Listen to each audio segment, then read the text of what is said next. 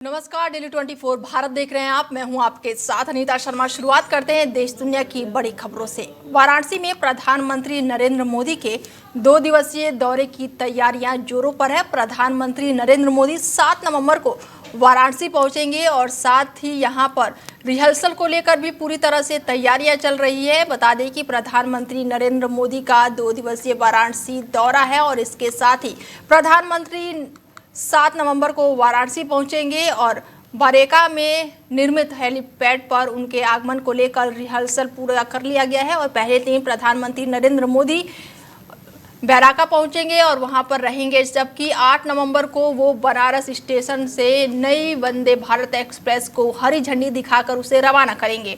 और ये ट्रेन वाराणसी से खजुराहो के बीच चलेगी, जिससे काशी को देश की 8वीं वंदे भारत ट्रेन की सौगात मिलेगी। ट्रेन को रवाना करने के बाद से प्रधानमंत्री नरेंद्र मोदी स्टेशन परिसर में आयोजित एक भव्य कार्यक्रम में लगभग 5000 लोगों को संबोधित करेंगे। प्रशासन और रेलवे अधिकारियों ने सुरक्षा और व्यवस्थाओं को अंतिम तैयारियों को पूरा कर लिया है, ताकि प्रधानमंत्री के दौरे के दौरान सब कुछ सुचारू रूप से संपन्न हो सके। बता दें कि स्टेशन पर 5000 लोगों को संबोधित करेंगे प्रधानमंत्री नरेंद्र मोदी। और पीएम मोदी का 2 दिवसीय वाराणसी दौरा है और इस दौरान सभी अधिकारी पूरी तरह से प्रधानमंत्री नरेंद्र मोदी के दौरे को लेकर पूरी तरह से अलर्ट मोड पर नजर आ रहे हैं। खबरों में आगे बढ़ते हैं और खबर लेते हैं। राहुल गांधी ने आज बड़ी प्रेस कॉन्फ्रेंस की है और कई राज्यों में वोट चोरी के आरोप भी लगाए हैं। हरियाणा सीएम के वीडियो पर कई सवाल भी उठाए हैं। चुनाव आयोग से निष्पक्ष जांच की मांग की है। नेता प्रतिपक्ष राहुल गांधी ने वोट चोरी के मुद्दे पर एक बड़ी प्रेस कॉन्फ्रेंस कर राजनीतिक में हलचल मचा दी है। उन्होंने आरोप लगाया कि देश के कई राज्यों में संगठित तरीके से वोट चोरी की जा रही है। राहुल गांधी ने कहा कि हरियाणा के एग्जिट पोल में कांग्रेस आगे थी, लेकिन परिणामों में गड़बड़ी हुई और इसी तरह कर्नाटक में भी वोट चोरी के सबूत सामने आए हैं। राहुल गांधी ने दावा किया है कि मैं 100% सच बोल रहा हूं और देश के युवाओं को इस खेल को समझने की जरूरत है। एक पूरा देश चोरी कर लिया गया है। और इसके साथ ही प्रेस कॉन्फ्रेंस के दौरान राहुल गांधी ने हरियाणा के मुख्यमंत्री नायब सैनी का एक वीडियो भी दिखाया, जिसमें सैनी कहते हुए नजर आए हैं कि हमारे पास व्यवस्थाएं हैं। राहुल गांधी ने सवाल उठाया कि आखिर मुख्यमंत्री किस व्यवस्था की बात कर रहे थे। उन्होंने चुनाव आयोग से इस पूरे मामले की निष्पक्ष जांच की मांग की है और कहा कि लोकतंत्र की रक्षा के लिए इस तरह की कथित हेराफेरी के उजागर करना जरूरी है।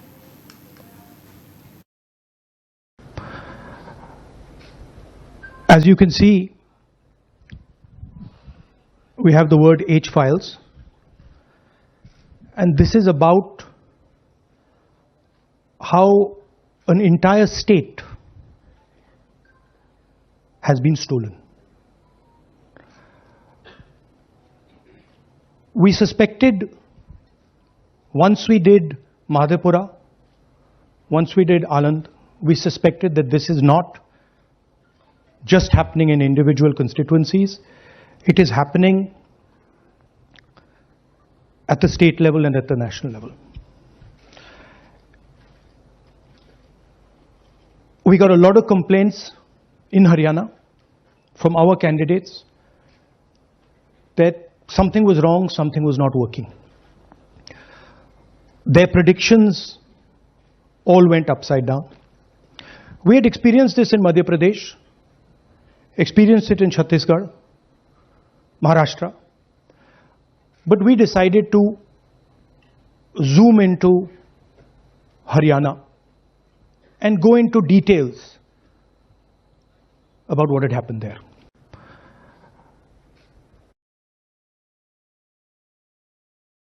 बिहार विधानसभा चुनाव के बीच कांग्रेस नेता राहुल गांधी के एक बयान ने राजनीतिक माहौल को गर्मा दिया है। जातीय प्रतिनिधित्व के मुद्दे पर बोलते हुए राहुल गांधी ने भारतीय सेना का उदाहरण देते हुए कहा कि देश की केवल 10% आबादी ही सेना को नियंत्रित करती है। उनके इस बयान ने सियासत में बवाल खड़ा कर दिया है।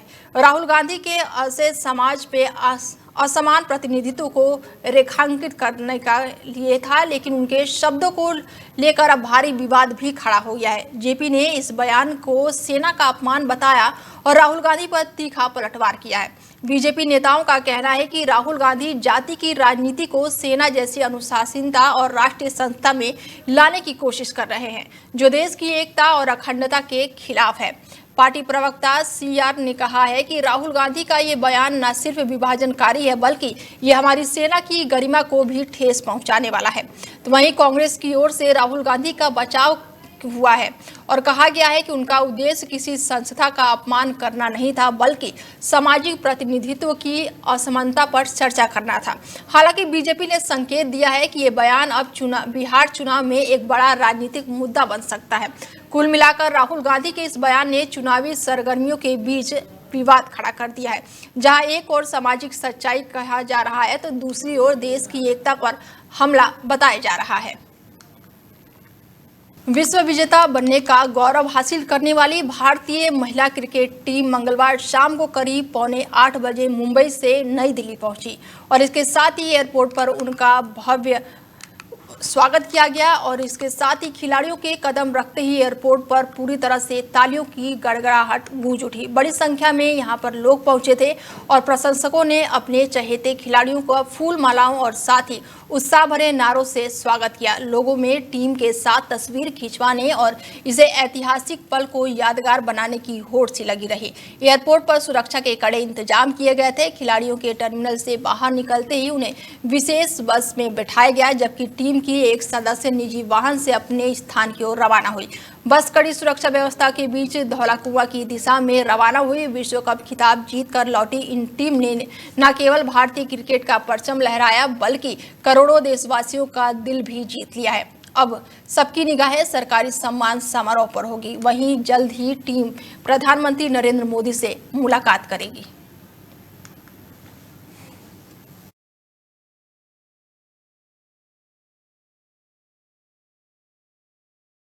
जदयू सांसद और केंद्रीय मंत्री ललन सिंह ने मोकामा में दिए अपने कथित विवादित बयान पर पहली बार खुलकर सफाई दी है। उन्होंने कहा है कि जिस ट्वीट पर आधार पर चुनाव आयोग ने कार्रवाई की है, उसी ट्वीट को लेकर आयोग के निर्देश पर पटना डीएम द्वारा एफआईआर दर्ज कराई गई है। ललन सिंह ने कहा है कि हम सब चुनाव आयोग का सम्मान करते हैं, लेकिन उन्होंने आरजेडी के ट्वीट को भ्रामक और तथ्यहीन बताया। ललन सिंह के मुताबिक उनका बयान तोड़ मरोड़ कर पेश किया गया है। उन्होंने कहा कि पूरा वीडियो मौजूद है, जिसमें उन्होंने केवल इतना कहा था कि अगर गांव का कोई दबंग व्यक्ति गरीबों को वोट डालने से रोकता है तो लोग उसे पकड़कर रोक लें। अगर वो खुद मतदान करना चाहता है तो उसे बूथ तक ले जाकर वोट डलवाएं और फिर घर में ही रख दें। उन्होंने कहा कि इस बयान को गलत संदर्भ में फैलाया गया है। उन्होंने ये भी खुलासा किया है कि मोकामा में 15 से 27 वार्ड में कुछ लोग गरीबों को धमका रहे हैं और कहते हैं कि 6 इंच छोटा कर देंगे। इस पर कटाक्ष करते हुए ललन सिंह ने कहा है कि जो गरीबों को डराकर 6 इंच छोटा करने की धमकी देते हैं वो खुद 6 इंच छोटे हैं। और इस तरह ललन सिंह ने अपने बयान को जनता के पक्ष में और दबंगइयों के खिलाफ बताते हुए कहा कि उनके शब्दों का गलत मतलब निकालकर राजनीतिक लाभ उठाने की कोशिश की जा रही है।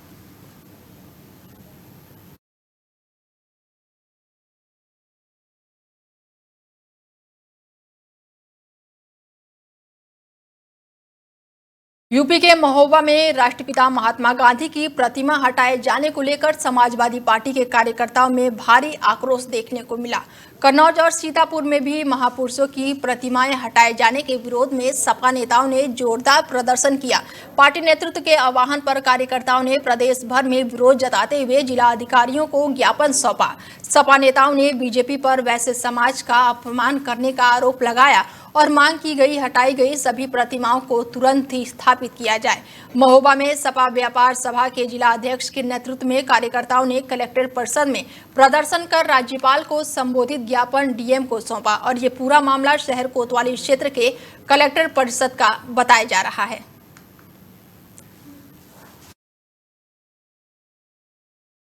वैश्य समाज के महापुरुषों का भाजपा सरकार में निरंतर अपमान हो रहा है।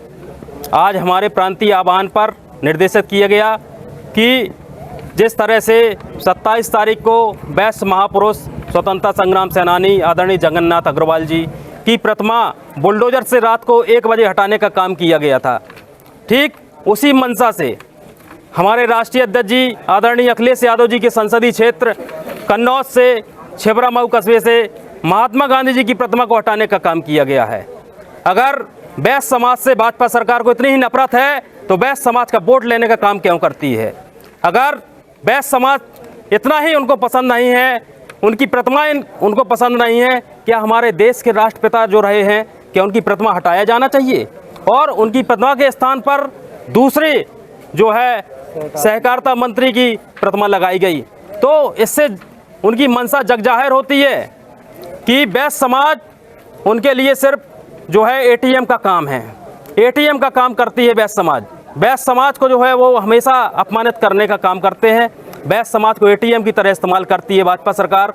जब उनको ज़रूरत पड़ती है, जिस तरह हम आप एटीएम से पैसा निकालने का काम करते हैं, वो वैश्य समाज का वोट लेने का काम करते हैं। और कार्तिक पूर्णिमा के पावन पर्व पर श्रद्धालुओं ने हमीरपुर के संगम तट पर अपनी आस्था का परिचय दिया और इस अवसर पर हजारों की संख्या में लोग यमुना नदी के संगम में स्नान करने पहुंचे। संगम तट पर लगे मेले में श्रद्धालुओं की भारी भीड़ उमड़ी और हर कोई अपनी आस्था के अनुसार पवित्र स्नान और पूजा करता दिखाई दिया। जिला प्रशासन ने सुरक्षा और व्यवस्था के पुख्ते इंतजाम किए ताकि मेले में किसी भी प्रकार की दुर्घटना या असुविधा ना हो। मेले में पहुंचे श्रद्धालुओं ने धार्मिक आयोजन, प्रदर्शन कार्य और साथ ही स्टॉल का आनंद भी लिया। प्रशासन ने भीड़ नियंत्रण के लिए अतिरिक्त पुलिस और सुरक्षा कर्मियों की तैनाती की और इस अवसर पर सभी ने शांति और अनुशासन बनाए रखते हुए पर्व का आनंद लिया। कार्तिक पूर्णिमा के इस पर्व में न केवल श्रद्धालुओं को धार्मिक अनुभव प्रदान किया बल्कि संगम तट के पर्यटक और साथ ही स्थानीय व्यापार को भी बढ़ावा दिया।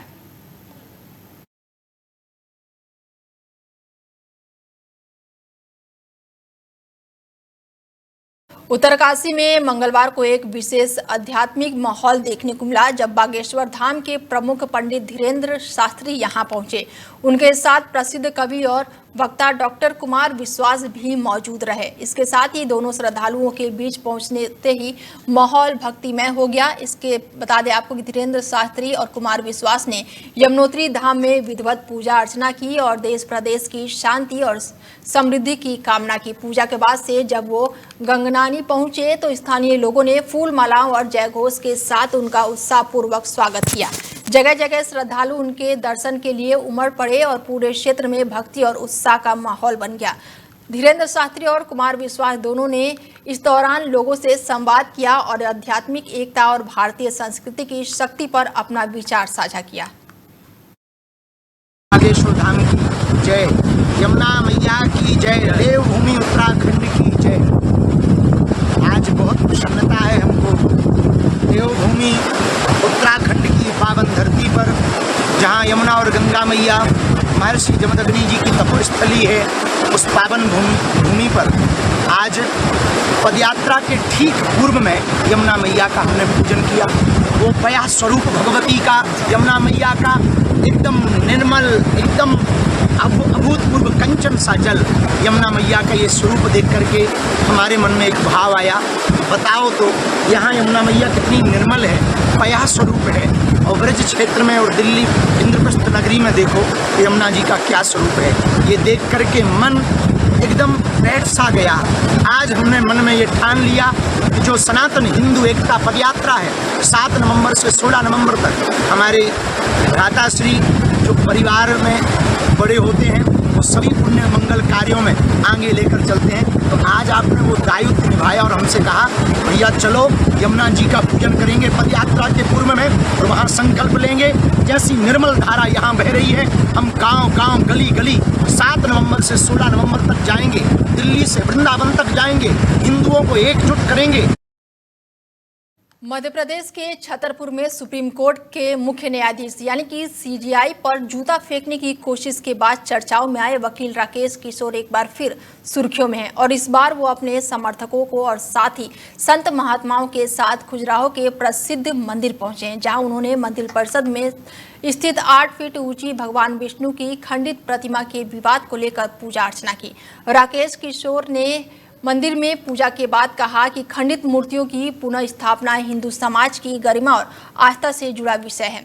उन्होंने मांग की कि भगवान विष्णु की टूटी प्रतिमा को जल्द से जल्द पुनः स्थापित किया जाए ताकि मंदिर की पवित्रता बहाल हो सके। और इस अवसर पर कई संत साधु और स्थानीय श्रद्धालु भी मौके पर मौजूद रहे, जिन्होंने उनके इस अभियान का समर्थन किया। उन्होंने बताया कि आने वाले 2 दिनों तक मंदिर परिसर में ध्यान और प्रार्थना सत्र चलेगा। डेली 24 भारत से विशेष बातचीत में राकेश किशोर ने क्या कुछ कहा है, आइए आपको सुनवाते हैं। देवियों के जो हमारी माँ बहन माताएं देवी देवताएं हैं, यानी वो हमको अपमानित करना, इस मंदिर को यदि वो नष्ट करना चाहते हैं तो बहुत जल्दी कर देते, लेकिन एक एक चीज को, उनकी प्रतिमा के सिर उठाए, इनके गर्दन, इनके स्तन, और एक भ्रम फैलाया जाता है कि दक्षिण में साहब स्तन टैक्स लगता था। अरे उसका तो पता नहीं, ये तो प्रमाण रहे सामने, आप देखिए। और जो ये लोग कहते हैं ना कि नहीं साहब वो उन्होंने कुछ कोई गलत नहीं किया, वो आके यहाँ देखें, हमें बताएं कि ये स्तन काटने की उनकी मानसिकता क्या थी। आप बताओ, जो प्रतिमाओं के स्तन काटे जा सकते हैं हमारी देवी देवताओं के, माताओं के, तो उनके सामने यदि जीवित माता बहन सामने पड़ जाती, उसका वो क्या हाल करते। इससे पहले भी 3-4 बार आ चुका हूँ, मुझे विशेष स्नेह है, मैं ये 5वीं-6ठी बार आ रहा हूँ। मैं ये जरूर चाहता हूँ कि एक हम लोगों का खजुराहो बचाओ अभियान भी होना चाहिए।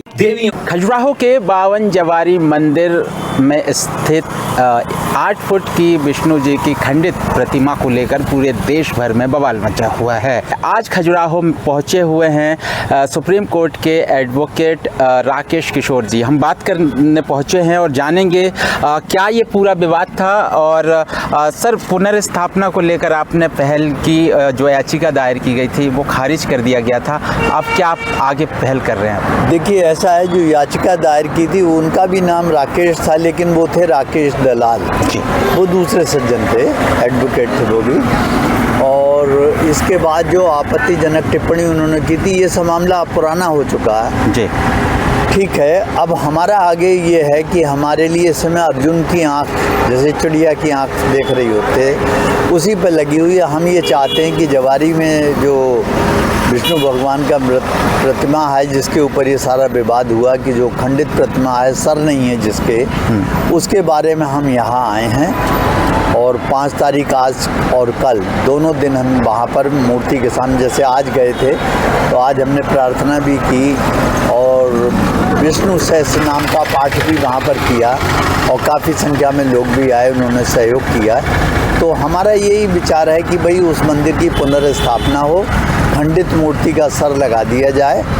अब सर लगने के बाद भी वो मूर्ति खंडित ही कहलाएगी और पूजन नहीं हो सकता उसका, इसलिए वैसा ही एक रेप्लिका बना के दूसरी छोटी मूर्ति और वहीं उसी मंदिर में विष्णु जी की जो प्रेजेंट प्रतिमा है उसके पास लगा दी जाए, ताकि उसका हम पूजन अर्चन कर सकें। इस तरह से हमारा कार्यक्रम है, इसे आगे बढ़ाएं। सर, हालांकि ये जो पूरा जो आर्कियोलॉजिकल के अंतर्गत आता है, काफ़ी पुराना ये मूर्ति है, तो क्या पहले पहल नहीं हो सकता था? आपको दिल्ली से खजुराहो आना पड़ता है। नहीं, इसका मतलब ये, मैं बहुत बढ़िया सवाल आपने पूछा है।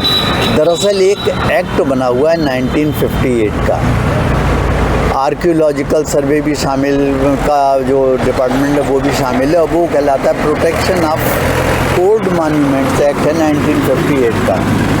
तो उसमें ये प्रोटेक्ट किए गए हैं कि जैसे हैं मंदिर, इनको प्रिजर्व किया जाए ASI के द्वारा। लेकिन वो एक्ट जब बना था तो उस समय होना ये चाहिए था कि इन मंदिरों को, भारतवर्ष में जितने भी मंदिर हैं इन सबको पहले रिस्टोरेशन होना चाहिए था, उसके बाद ये एक्ट बनना चाहिए था। हुआ क्या कि उस समय की जो कांग्रेस गवर्नमेंट थी उसने ये एक्ट तो पास कर दिया, मूर्तियां रिस्टोर नहीं कराई। तो मेरा कहना ये 75-80 साल हमें आज़ाद हुए हो गए, आज तक ये गुलामी के जो प्रतीक हमारे लिए बचे हुए हैं, इन्वेडर्स ने, आक्रमणकारियों ने जो इन सब तमाम मूर्तियों को खंडित करके चले गए, वो असल में हमारा सनातन धर्म का अपमान करके गए थे। इस अपमान को तो 47 में आज़ाद हुए थे, उसके बाद तुरंत रिक्लेम करके और रिस्टोर करके ठीक कर देना चाहिए था, जो दुर्भाग्य से किसी ने नहीं किया। आप जिस जगह पहुँचे हैं अंतर्राष्ट्रीय स्तर पर खजुराहो का नाम जाना जाता है और भारत हिंदू राष्ट्र बनाने की बात होती है, और जब हिंदू देवी देवताओं की खंडित मूर्तियाँ मंदिरों में रहेंगी तो कैसे संभव है? नहीं, ये संभव नहीं। अगर हिंदुओं की धार्मिक भावनाओं को इसी तरह से ठेस पहुंचती रही तो इतना ही नहीं। अब देखो, इसका मैं तो 73 साल का हूं, मेरे ग्रैंड डॉटर और ग्रैंड जो बच्चे हैं, ग्रैंड सन्स, जब इन्हें मंदिर को लेके जाऊंगा मैं और मूर्तियां खंडित ही हैं, और जब बच्चे वो पूछेंगे कि भाई दादा या नाना ये क्या है मूर्ति, तो हम कहेंगे विष्णु भगवान की, वो कहेंगे मगर इनका सर क्यों कटा हुआ है? तो हमें बताना पड़ेगा इतने साल पहले कोई आया था, उसने आक्रमण किया था इस देश पे, हम लोगों को गुलाम बनाया था, हमारी मूर्तियाँ तो हम चाहते हैं ये सब चिन्ह मिटने चाहिए। हमारा कारण इसके पीछे यही है। तो अब आप 2 दिन यहाँ पर रोक रहे हैं, उसके बाद जो आप पर एक एक्शन भी हुआ था सुप्रीम कोर्ट के बाद, जैसे हमें जानकारी मिली है, अब आगे क्या पहल रहेगा? नहीं, जो एक्शन हुआ था वो भी आपका जानना जरूरी है। बार काउंसिल ऑफ इंडिया ने हमें बिना कोई मौका दिए हुए 6 तारीख को जब ये घटना घटी थी उसी शाम तक निलंबित कर दिया। अब हम कहीं पर प्रैक्टिस नहीं कर सकते। दूसरा, जो बार एसोसिएशन थी उसने भी एक्शन ले लिया कि हमें सुप्रीम कोर्ट बार एसोसिएशन से बाहर कर दिया। खैर, ये सब परमात्मा की राह में जो आदमी काम करेगा उसके लिए बड़ी छोटी सी चीज़ है कि आपने क्या कर दिया, वो कोई बात नहीं है। अब दूसरी बात ये है कि आगे का कार्यक्रम हमारा यही, जो आज जैसे काफ़ी लोग आ गए, हमारा बड़ा प्रोत्साहन हुआ। कल का कार्यक्रम ये है कि उसी प्रांगण के बाहर एक पीपल का पेड़ है जिसके नीचे जो संत समाज आया हुआ था, उन्होंने कहा कि हम बगलामुखी देवी का वहाँ पर यज्ञ और हवन करेंगे, जो दुश्मनों का नाश करने के लिए देवी की पूजन जरूरी है। तो कल 10 बजे जब मैं जाऊंगा तो वहाँ पर यज्ञ और हवन होगा बगलामुखी देवी का। उसके लिए भी लोगों को आमंत्रित किया है कि 10 बजे ज़्यादा संख्या में पहुँचें और उसमें भाग लें। तो राकेश किशोर जी दिल्ली सुप्रीम कोर्ट में एडवोकेट हैं।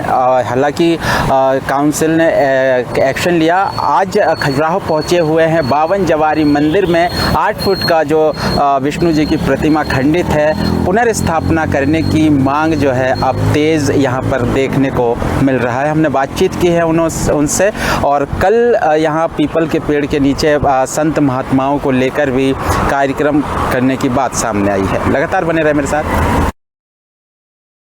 फिलहाल बुलेटिन में मेरे साथ इतना ही। दीजिए इजाजत, नमस्कार।